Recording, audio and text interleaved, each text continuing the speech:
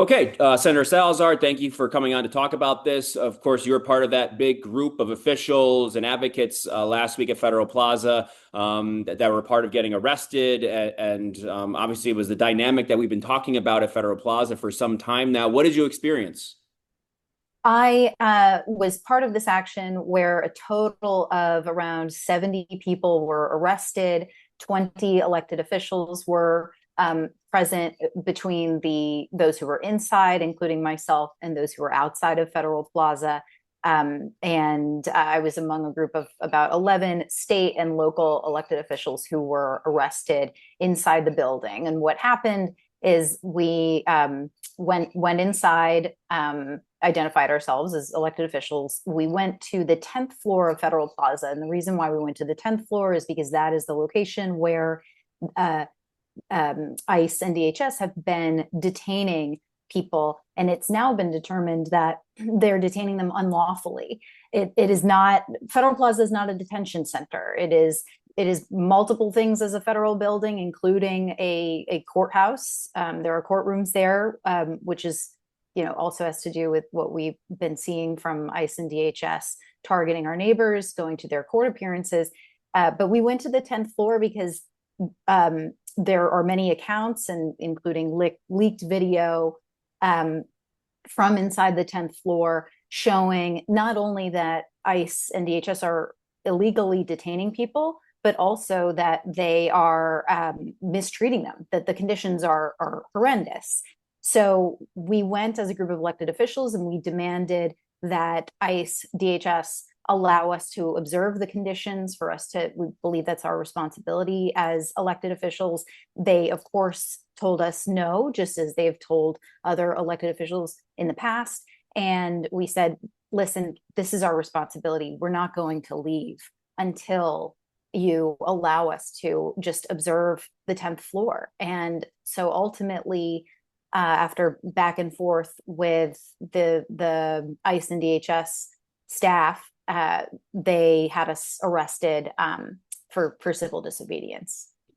When it comes to, I know this isn't the first time it's happened with you, right? When you've gone to try and look at, I think you went to Nassau County, is that right? And we've heard it happen. I believe Paul Tonko went to Batavia, and he was told no. What justification are they giving, if any, and how do you overcome that? Because obviously this is federal law we're talking about too here. Right. They are not actually giving a justification. In the case of at Federal Plaza, they basically told us that they don't have to allow us in. They said that it is their policy, which, to be clear, is not the law, not a legal requirement, but their policy is that members of Congress in particular, though I'm not a member of Congress, are required to notify ICE days beforehand if they want to observe the conditions. But that's not the law when it comes to this federal building that we were, lawfully allowed to enter, that we frequently enter in order to observe court proceedings and escort people who are trying to go to or from their court appearance safely, which is very hard for them to do now because of the way ICE operates there. But yeah, we just wanted to observe the conditions, and they didn't give us a reason. So they didn't cite, for example, security concerns or any other specific reason apart from that they just didn't want to and didn't need to. So did you ever get to see inside at all? No, we got to the 10th floor, and there are doors on each side of this sort of vestibule hallway. And we knocked on one of the doors we sought to enter, same with the other, and they didn't allow us through either one. And in fact, a DHS employee entered through the doors, shut us out, and then proceeded to, we could see just through the bottom of the door. We couldn't, see what was going on the other side, of course, but they were zip tying and duct taping the door shut. Not that we were not, like physically imposing on the door anyway. We were asking to be let in. So, that it didn't escalate to that. But and certainly we weren't, using any physical force whatsoever. but they preemptively, DHS staff, they duct taped it, zip tied it. It was pretty wild. They were clearly just very determined to not allow us to see what was on the other side of the door. What was the process of getting arrested and released like? How did that go down? Yeah, it was pretty ordinary.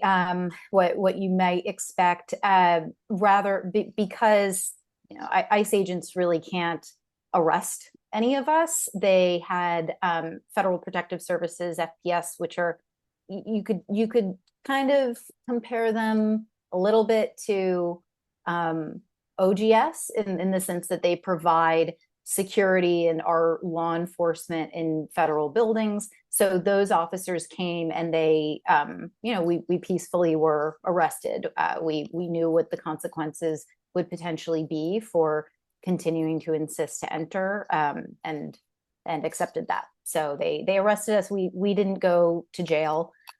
We received our summonses, and were released. The dynamic with the ICE agents themselves is obviously continues to be a conversation of, well, they're, I think I've heard Kristi Noem say recently, well, they're being targeted. We need to protect them. In terms of your interactions, what do you make of that argument that these kind of these acts or whatever, these kind of interactions are leading to them being targeted, if you will? All of us face, as public officials, we unfortunately can face the risk of completely random people targeting us, right? We've seen, I would say, an increase in visible political violence in this country, and that is completely unacceptable, no matter who the target of that violence is. And so I think it would be completely unacceptable for anyone to target public officials, even those who I strongly disagree with, like Kristi Noem, with threats or any kind of violence. It's not okay. Thankfully I haven't seen an escalation of violence or threats against any of those individuals, but I take that seriously. Were they wearing masks? Actually, from what I recall, none of the several officers on the 10th floor were wearing masks. And that did surprise me, because every single time of many that I have gone to the 12th and 14th floor, where ICE agents routinely, daily, have a presence seeking to capture people outside of courtrooms, they are always masked, and often wearing tactical gear. And in this case, there were officers, DHS officers, who were in uniform, and there were others who were in plain clothes, but they were not masked. I think it's because they simply were not expecting us to go to the 10th floor. Yeah, I ask that because you probably saw California passed their state legislation, at least regarding them ICE agents being able to wear masks. I know that was proposed in New York. Is there a mechanism where you think that should be fast tracked? Or, I mean, obviously you'd have to come back to session to do all of that before January. Where do you think that should be right now? Because after seeing California sort of set the precedent there.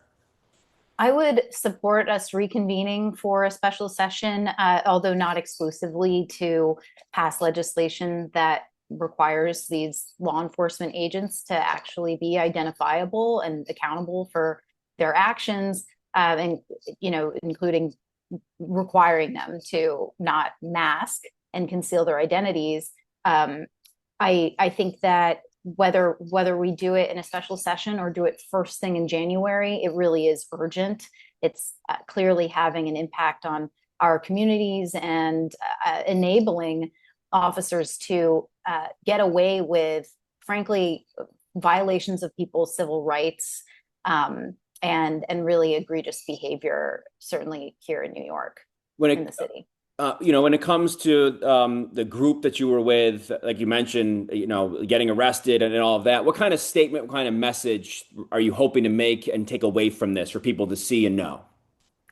We want to sound the alarm about what is happening. We want to encourage other New Yorkers, all New Yorkers, to step up and do what is within our power, speak out against the violence, the separation of families, the policies of this federal administration that have come to our own city and our own state. And we are demanding that the state legislature reconvene to pass New York for All legislation that would better protect New Yorkers and immigrant New Yorkers from ICE by preventing local and state law enforcement from needlessly collaborating with ICE, from handing over immigration information about our neighbors, and also pass legislation like dignity, not detention, that would prevent local and state correctional facilities from holding people in immigration detention. We don't need to do this. New York should not be collaborating with the federal government in this way. Do you think the state's doing enough? I know the governor went and testified to Congress and kind of, said, well, we do when we have to work with federal, authorities. I guess, do you think New York's taking, and the governor maybe specifically, is taking a hard enough line in terms of how you see it? I know that the governor, of course, has to follow federal law.